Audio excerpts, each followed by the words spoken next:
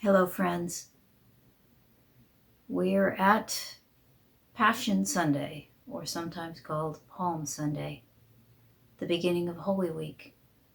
And it has long been a tradition in our congregation to read through the whole Passion narrative and pause to meditate on it with music, to view classic art as we listen to the story.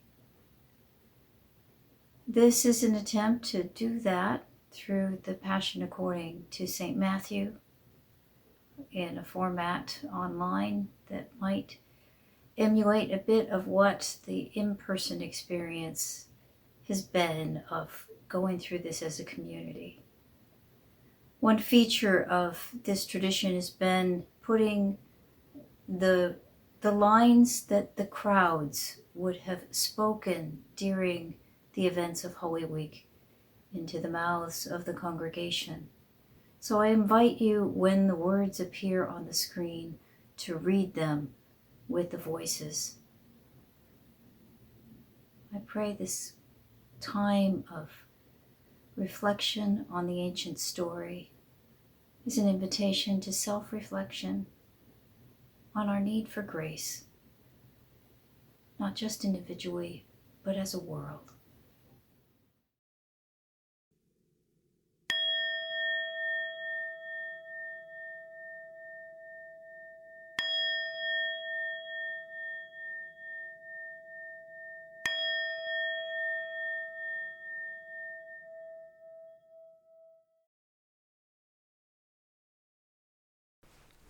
The Passion, according to St. Matthew. When they approached Jerusalem and came to Bethphage on the Mount of Olives, Jesus gave 2 disciples a task. He said to them, "Go into the village over there. As soon as you enter, you will find a donkey tied up and a colt with it. Untie them and bring them to me. If anyone says anything to you, say that their master needs them." He sent them off right away. Now this happened to fulfill what the prophet said. "Say to daughter Zion, look, your king is coming to you, humble and riding on a donkey, and on a colt, the donkey's offspring." The disciples went and did just as Jesus had ordered them. They brought the donkey and the colt and laid their clothes on them. Then he sat on them. Now a large crowd spread their clothes on the road. Others cut palm branches off the trees and spread them on the road. The crowds in front of him and behind him shouted, "Hosanna to the Son of David! Blessings on the one who comes in the name of the Lord! Hosanna in the highest!"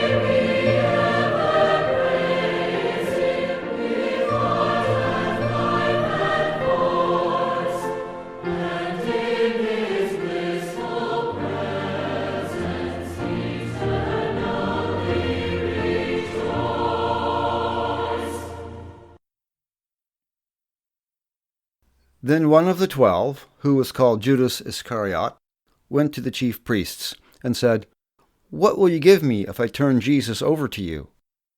They paid him 30 pieces of silver.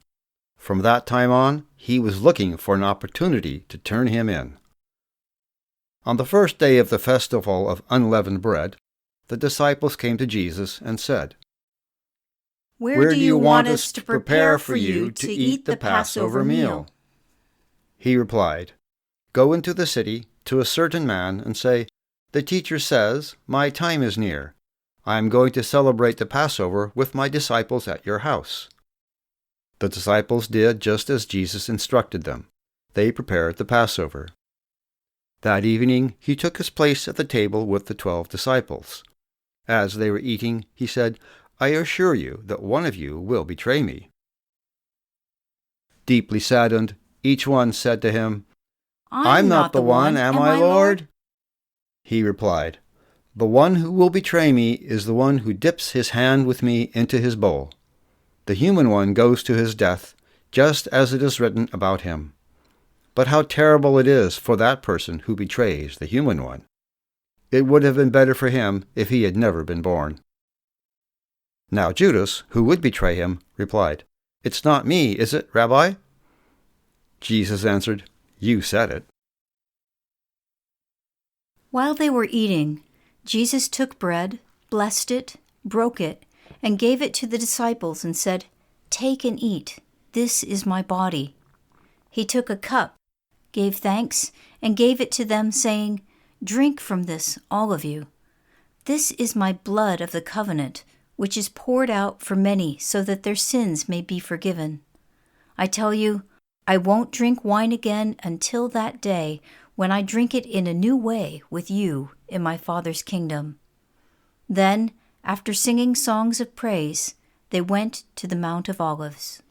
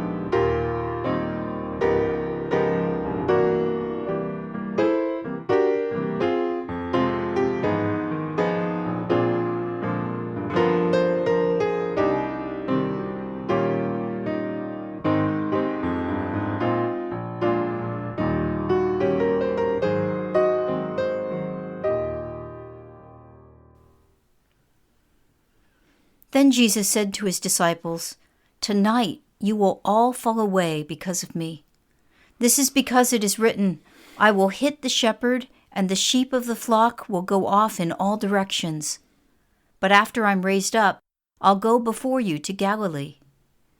Peter replied, "If everyone else stumbles because of you, I'll never stumble." Jesus said to him, "I assure you that before the rooster crows tonight, you will deny me 3 times." Peter said, "Even if I must die alongside you, I won't deny you."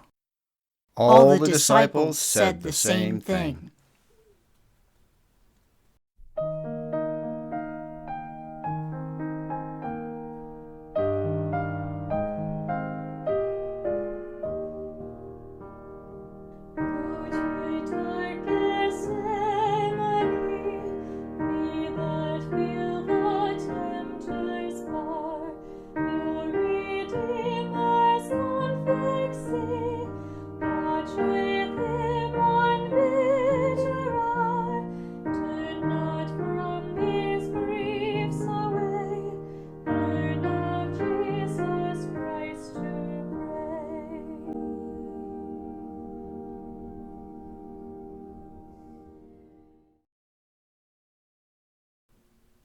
Then Jesus went with his disciples to a place called Gethsemane.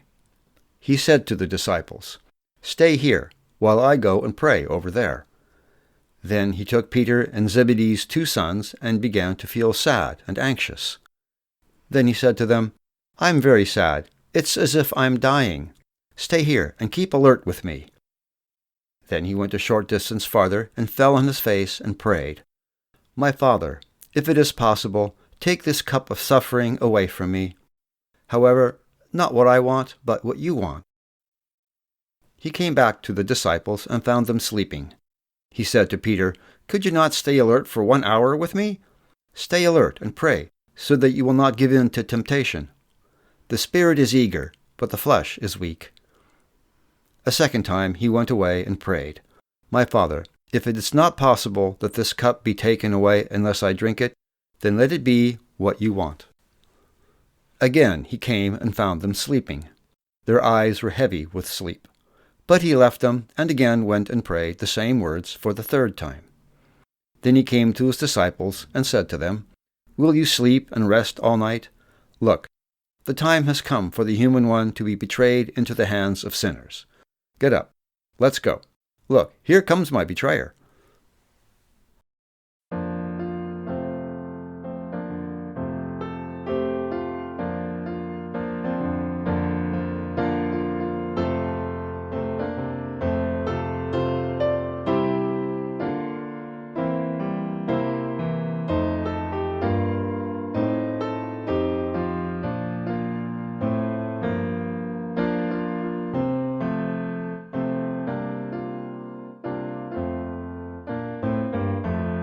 Jesus walked this lonesome valley.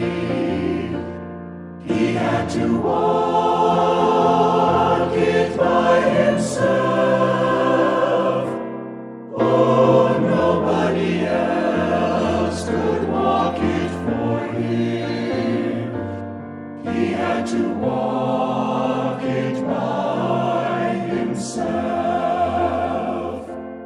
We must walk this lonesome valley. We have to walk it by ourselves. Oh, nobody else can walk it for us. We have to walk it by ourselves. You must go and stand your trial. You have to stand it by yourself. Oh, nobody else can stand it for you. You have to stand it by yourself.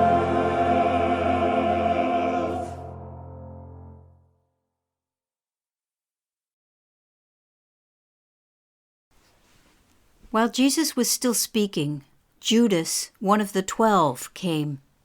With him was a large crowd carrying swords and clubs.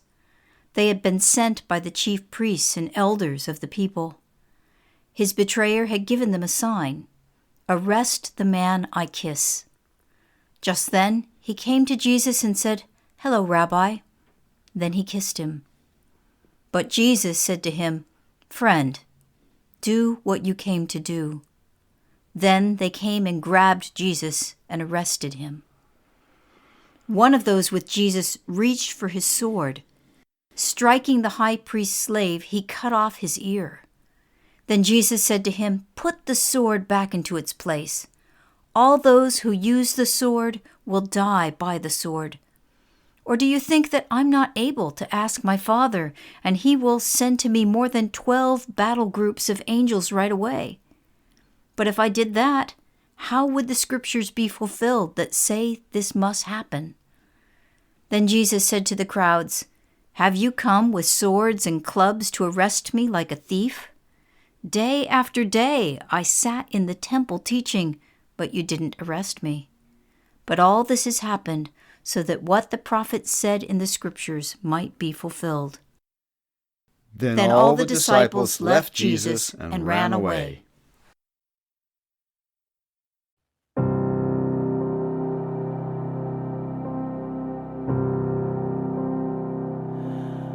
What wondrous love is this, O my soul, O my soul. What wondrous love is this, O my soul. What wondrous love is this that caused the Lord of bliss to bear the dreadful curse for my soul, for my soul, to bear the dreadful curse for my soul. When I was sinking down, sinking down, sinking down, when I was sinking down, sinking down, when I was sinking down beneath God's righteous frown, Christ laid aside his crown for my soul, for my soul. Christ laid aside his crown for my soul. To God and to the Lamb I will sing, I will sing. To God and to the Lamb I will sing. To God and to the Lamb, who is the great I am. While millions join the theme, I will sing, I will sing. While millions join the theme, I will sing. And when from death I'm free, I'll sing on, I'll sing on. And when from death I'm free, I'll sing on. And when from death I'm free, I'll sing God's love for me. And through eternity, I'll sing on, I'll sing on. And through eternity, I'll sing on.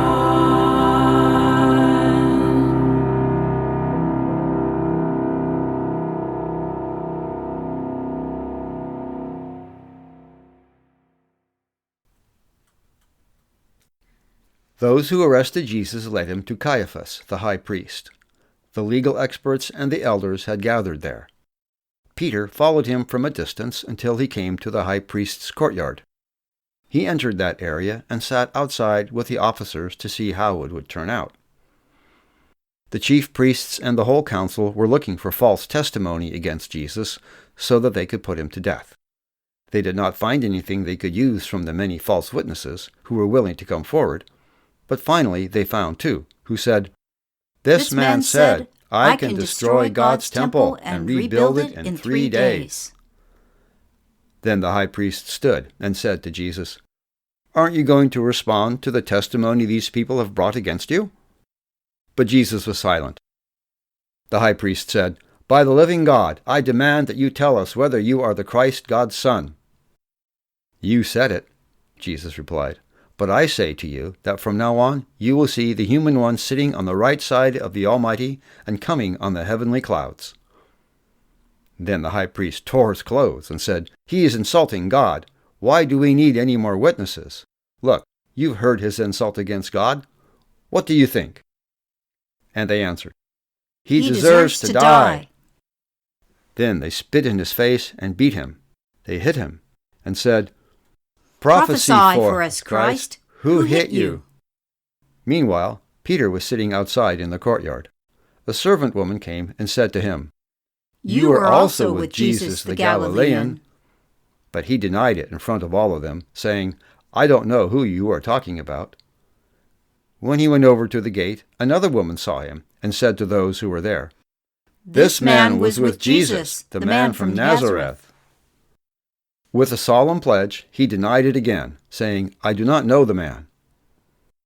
A short time later, those standing there came and said to Peter, "You must be one of them. The way you talk gives you away." Then he cursed and swore, "I don't know the man." At that very moment, the rooster crowed. Peter remembered Jesus' words, "Before the rooster crows, you will deny me 3 times." And Peter went out and cried uncontrollably. Early in the morning, all the chief priests and elders of the people reached the decision to have Jesus put to death. They bound him, led him away, and turned him over to Pilate, the governor. When Judas, who betrayed Jesus, saw that Jesus was condemned to die, he felt deep regret. He returned the 30 pieces of silver to the chief priests and elders and said, "I did wrong, because I betrayed an innocent man." But they said, "What is that to us? That's your problem." Judas threw the silver pieces into the temple and left. Then he went and hanged himself. The chief priests picked up the silver pieces and said, "According to the law, it's not right to put this money in the treasury. Since it was used to pay for someone's life, it's unclean." So they decided to use it to buy the potter's field where strangers could be buried. That's why that field is called Field of Blood to this very day. This fulfilled the words of Jeremiah the prophet, "And I took the 30 pieces of silver, the price for the one whose price had been set by some of the Israelites, and I gave them for the potter's field, as the Lord commanded me."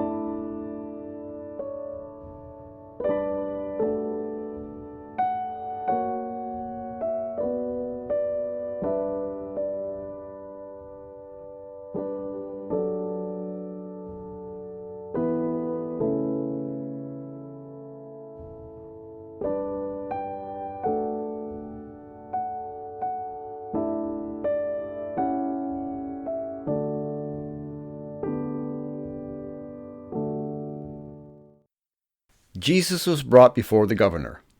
The governor said, "Are you the king of the Jews?" Jesus replied, "That's what you say." But he did not answer when the chief priests and elders accused him. Then Pilate said, "Don't you hear the testimony they bring against you?" But he did not answer. not even a single word. So the governor was greatly amazed. It was customary during the festival for the governor to release to the crowd one prisoner, whomever they might choose. At that time there was a well-known prisoner named Jesus Barabbas. When the crowd had come together, Pilate asked them, "Whom would you like me to release to you, Jesus Barabbas, or Jesus who was called Christ?" He knew that the leaders of the people had handed him over because of jealousy. While he was serving as judge, his wife sent this message to him, "Leave that righteous man alone. I have suffered much today in a dream because of him." But the chief priests and elders persuaded the crowds to ask for Barabbas and kill Jesus. The governor said, "Which of the two do you want me to release to you?" The crowds replied, "Barabbas." Pilate said, "Then what should I do with Jesus who is called Christ?" They all said, "Crucify him." But he said, "Why? What wrong has he done?" They shouted even louder, "Crucify him!" Pilate saw that he was getting nowhere, and that a riot was starting. So he took water and washed his hands in front of the crowd. "I'm innocent of this man's blood," he said. "It is your problem." All the people replied, Let his blood be on us and on our children." Then he released Barabbas to them. He had Jesus whipped, then handed him over to be crucified.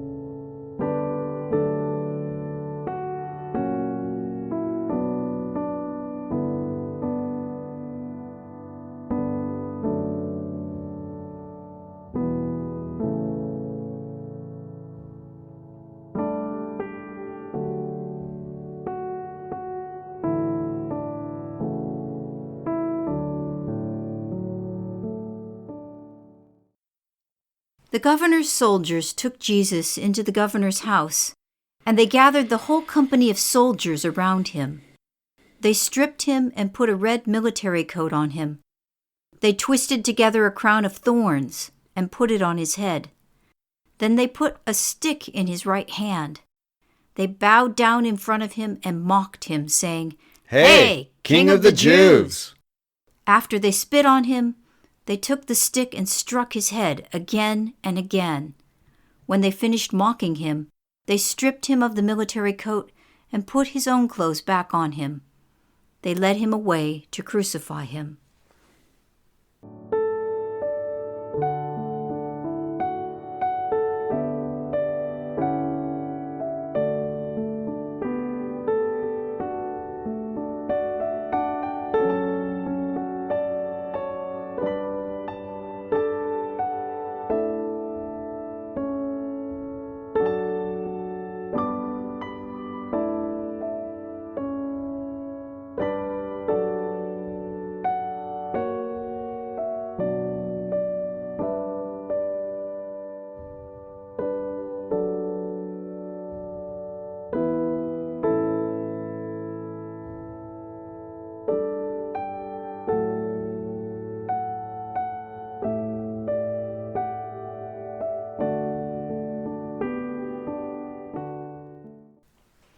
As they were going out, they found Simon, a man from Cyrene.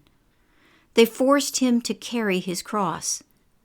When they came to a place called Golgotha, which means skull place, they gave Jesus wine mixed with vinegar to drink. But after tasting it, he didn't want to drink it. After they crucified him, they divided up his clothes among them by drawing lots. They sat there guarding him. They placed above his head the charge against him. It read, "This is Jesus, the King of the Jews." They crucified with him 2 outlaws, one on his right side and one on his left. Those who were walking by insulted Jesus, shaking their heads and saying, So you were going to destroy the temple and rebuild it in 3 days, were you?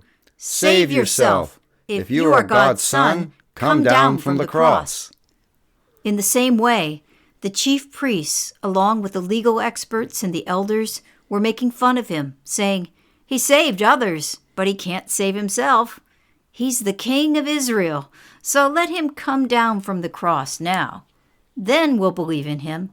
He trusts in God, so let God deliver him now, if he wants to. He said, 'I'm God's Son.'" The outlaws who were crucified with him insulted him in the same way.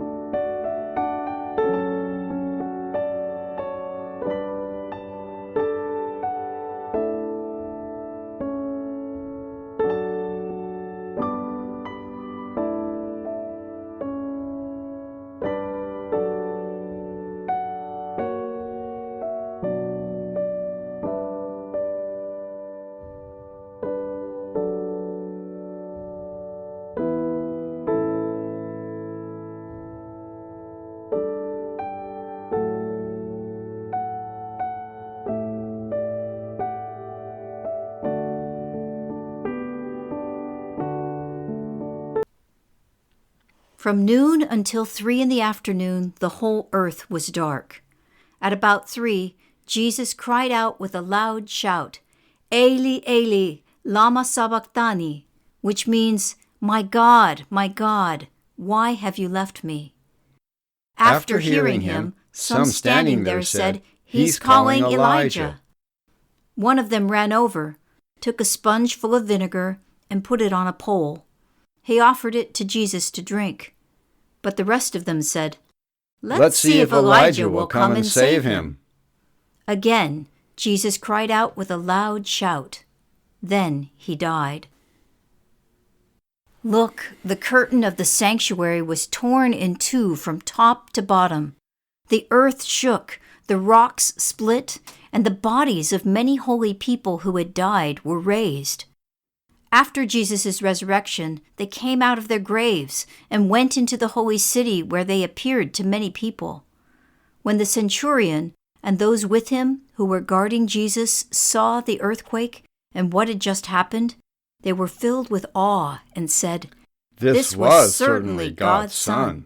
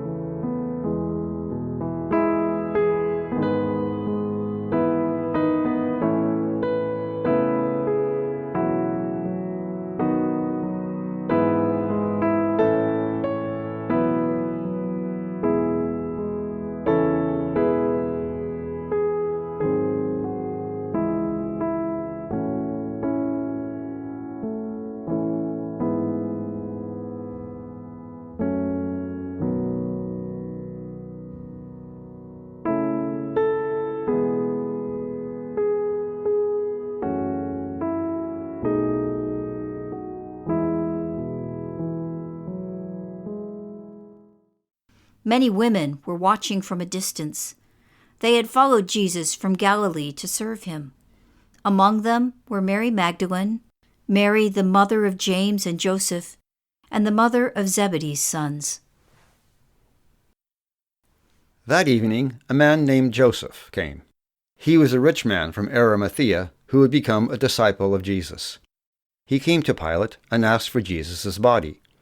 Pilate gave him permission to take it. Joseph took the body, wrapped it in a clean linen cloth, and laid it in his own new tomb, which he had carved out of the rock. After he rolled a large stone at the door of the tomb, he went away. Mary Magdalene and the other Mary were there, sitting in front of the tomb. The next day, which was the day after Preparation Day, the chief priests and the Pharisees gathered before Pilate. They said, "Sir, we remember that while that deceiver was still alive, he said, 'After 3 days I will arise.' Therefore, order the grave to be sealed until the 3rd day. Otherwise his disciples may come and steal the body and tell the people he's been raised from the dead. This last deception will be worse than the first." Pilate replied, "You have soldiers for guard duty. Go and make it as secure as you know how." Then they went and secured the tomb by sealing the stone and posting the guard.